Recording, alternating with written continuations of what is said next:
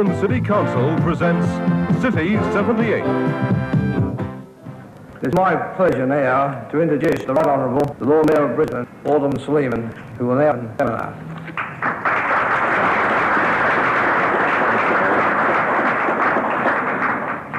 This is not only a seminar on pedestrianisation, it is an exercise in public participation in planning, which I'll be watching very closely. The Council is determined that Brisbane will not have a dead heart. We are determined that the central city will be as vital, attractive and convenient as good planning, human endeavour and available financial resources can make it. I am aware, however, that the implementation of the final decisions will be dependent on the capacity of the city to pay and the methods of financing the selected projects. A lot of background planning went into the seminar today. What happened until this point? Well, many hundreds of hours of work went into preparing these reports. Viewed people in the streets, we interviewed businesses. The planning department was very closely involved in this for a matter of 7 months to present this report that's being considered today. Now, this seminar is a new type of public involvement for the council, isn't it? What's so important about it from your point of view? Well, there's quite a lot of untapped information available within the community that we want access to, and also we want to know what people think about the options that we're providing today.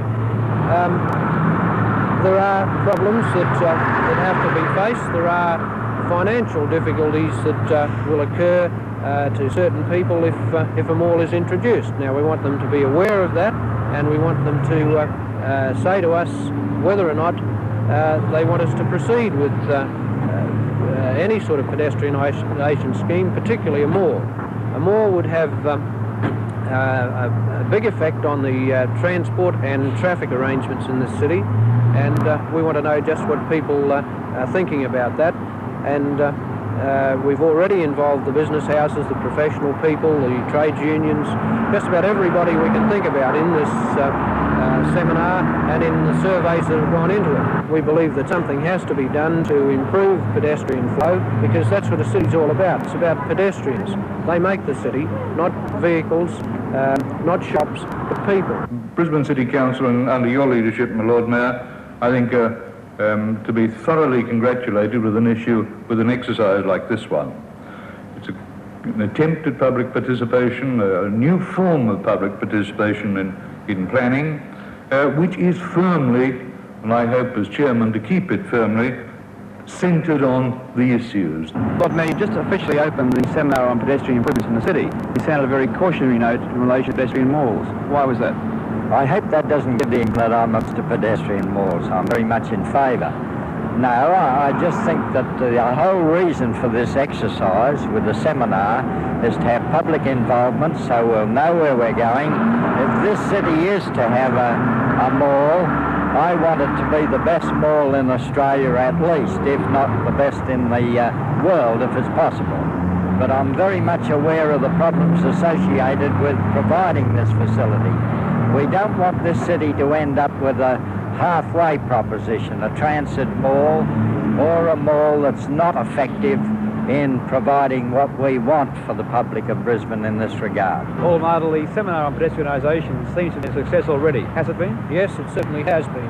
It's been an exercise in public participation, and I believe that we've obtained a lot of information that was in the community and which we will need before we can make any definite plans to improve pedestrian access in the city.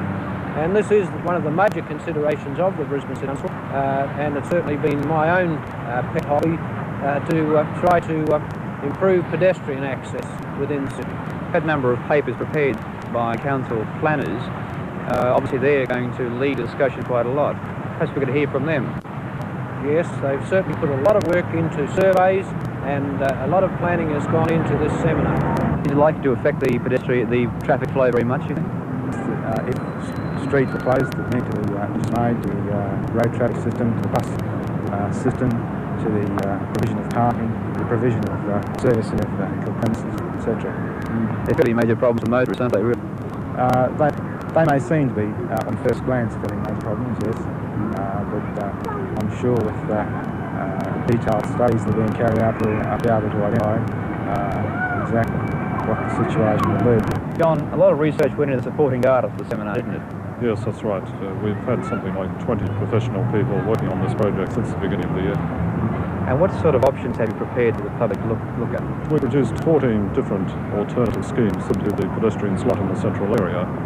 These schemes range from the do-nothing situation, where we just leave everything as it is, to a complete pedestrian precinct in the central area, which involves many street closures. And we've come down to a short list of 6. Many of the 14 alternatives, based as they were on the pedestrian's viewpoint, simply aren't feasible in terms of traffic movement, public transport problems, delivery of goods to shops and so on. And most people consider, when they talk about pedestrianisation schemes, they're talking about pedestrian malls. Do planners see other alternatives other than malls? Yes, there are other alternatives. As you say, many people have asked for a pedestrian mall in the surveys we've conducted. Things need to be considered, such as widening of footpaths, the provision of more arcades, grade separation of pedestrians as occurs, for example, from Central Station through the subway under street to Anzac Square. And the views from the public you've assessed already to a great degree, haven't you? What does the survey indicate? Well, we've surveyed several hundred people, and in the interviews we found that over 40% had specifically asked for a pedestrian mall, when all we've asked them is, what sort of facilities would you like to see for pedestrians in the central area? We haven't given them a list of alternative suggestions. What are the things that they want to see in the central city? Well, they're mainly concerned with their comfort, convenience of the area, and their safety. The next most popular request was for trees and shrubs and seating, and there was a considerable concern with the possibility of avoiding pedestrian vehicle conflicts. All right, well, we've heard a lot about different schemes and proposals for the central city. How soon before we'll see something happen here? Well, I can't put a time limit on it because there are major problems that have been brought out in the seminar, and I believe there's got to be quite a lot more public discussion on the issue. And once the public considers the objection to a mall or any major scheme in the city, we'll need to know whether they still want to go ahead with the scheme. There are difficulties, both practical and financial, and these have got to be overcome. And perhaps a degree in the government too, doesn't it? Yes, the state government has to approve any scheme which would involve a mall, and I firmly believe that they should also be financially involved in any mall in the centre of the city, as the South Australian government is.